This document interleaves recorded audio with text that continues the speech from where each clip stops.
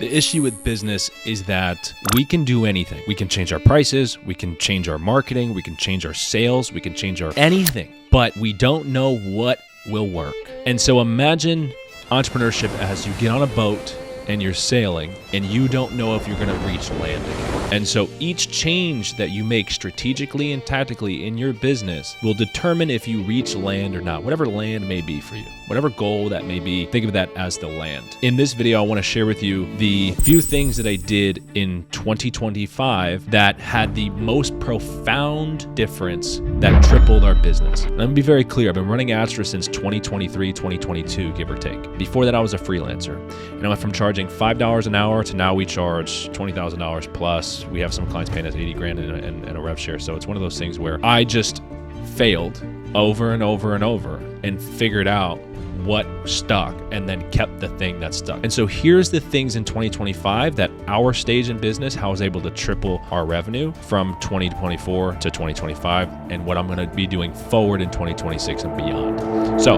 number one, big one here. We got clear on who we serve. We got clear on what we do. So it's not that what we do is productized, but there's a system and a process that we know is proven. So this is specific for consulting and actually SaaS companies as well, where it's just like what it is that your customers actually want. Do you survey them? Do you ask them? Because I guarantee you're probably spending a lot of money on product and customer success in areas that they don't even care about. Because we were doing cold email, we were doing cold calling company, we gave them all this stuff. And what we realized is that they made the most money when we just ran their ads. So we stopped doing everything else and we actually did less, but we did less better. It took me doing that to realize that actually, in fact, less is better, because when you do less, you get to be better with whatever it is that you're doing. And the amount of work and effort required to make whatever you are doing incredible is insurmountable. It's insurmountable. So if you think you could do everything for everybody, you're wrong. Unless you're doing hundreds and hundreds and hundreds of millions of dollars, you have all those resources and capital and whatnot, but that's probably not you.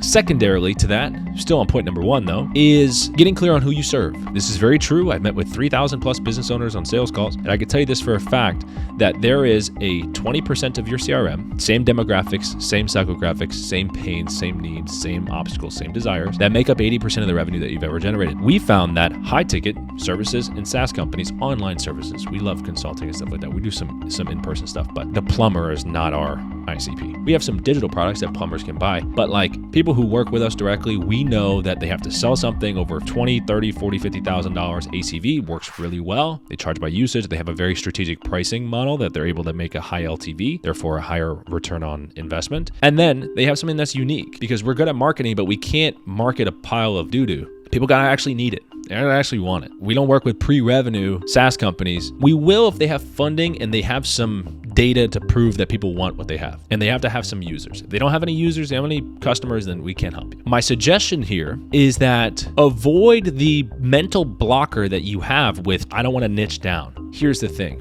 I'll give a SaaS example, but use if useful here. But this SaaS example is beautiful. You have companies like Salesforce that are not really modular, they can be custom, but it requires a lot of work and implementation. And it's super expensive. But if I'm a landscaper, am I going to want to buy Salesforce or am I going to want to buy a CRM specific to landscapers? The opportunity that we're seeing nowadays is that it is more democratized to start companies. And so the ones that win are the ones that are super niche narrow. I think it was Andreessen said, go after markets that people don't even notice, right? And so our customers, the ones that are the most successful, have clearly defined this person is the best and we sell them this. And they love it and they stay forever and they have super high stick.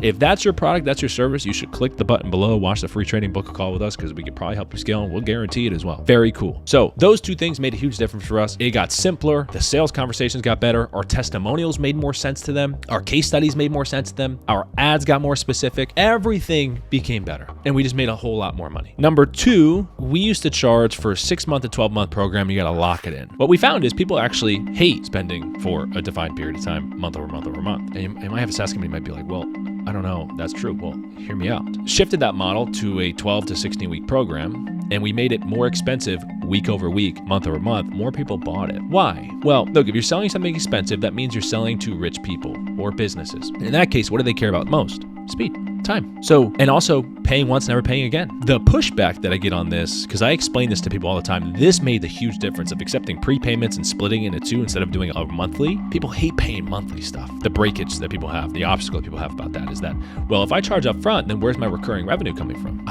Great question. If you do a short time period, say a 3-month pilot, 4-month pilot, you can accept the payment up front. You could take that payment up front. You could put it back into ads, put it back into team, put it back into marketing, get more people. And then throughout their term, account management, customer success, you're upselling, you're cross-selling, you're downselling, you're pushing them to recurring. Don't sell the recurring on the front end, sell it on the back end. Make sure the timing, people don't want to be locked in for a long time, but they will lock in once they know it's awesome. Get a pilot to where it makes it just easy to sell. Your goal as a CEO, as an executive, as a leader in the business is how can I make my thing so easy to sell and so hard to get rid of? And I can tell you is that you solve for that equation, you will be very successful. Number 3, from an operations standpoint, I've come to understand that your best talent is yet to come. The amount of training required is more than you imagine. And be very careful with how your team, especially your leaders and your managers, who they blame. Because if they're blaming their team members from not being good enough, they're the problem. And so we've put more time and effort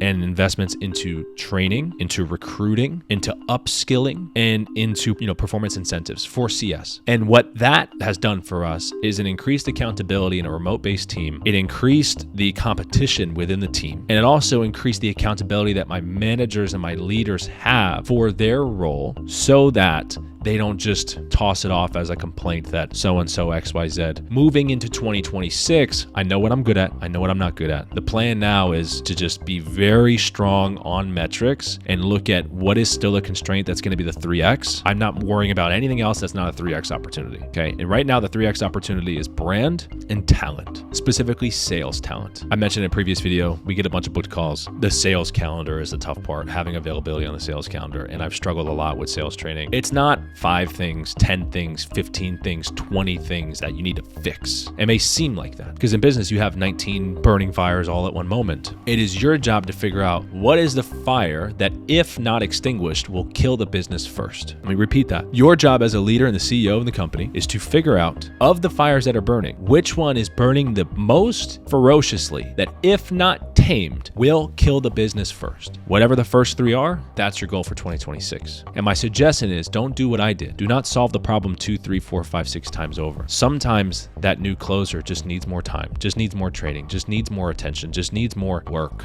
needs more reps. Sometimes that ad campaign just needs to run for longer. Sometimes you just need to post content for longer. We need to be reminded more. We need to be told. And so those are the things, when I had that mental thought exercise, those were the things that came up to me as number 1, more better talent, and believe that the next best talent has yet to come, and believe that these people can be better than you. I specifically know for this new guy that I hired on the sales side, I've made it happen in my brain to where if he does not perform well, it is my fault. He is excellent. He is really good. He's done very well in a lot of different places. If he does not do well, it's my fault.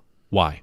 Because I can control that. I mean, I can control who I bring in, of course, but I've made it so that I know he's a beast. If it doesn't work out, it's my fault. And that's a really good way I look at talent, right? Maybe he needs more time, etc. 2 is brand for us. And I recognize brand because guess what? You start to see the effects of it. I need to put more focused attention into that. But that's it for the video. Like I said, if you're over $500K a year, SaaS company, service company, sell expensive stuff, you want our help to see if we can help you guarantee qualified calls, book a call below. If you're under that, no issues. We still love you. Down below, a $27 digital program. It's awesome. You should get it. 1,500 people have gotten it.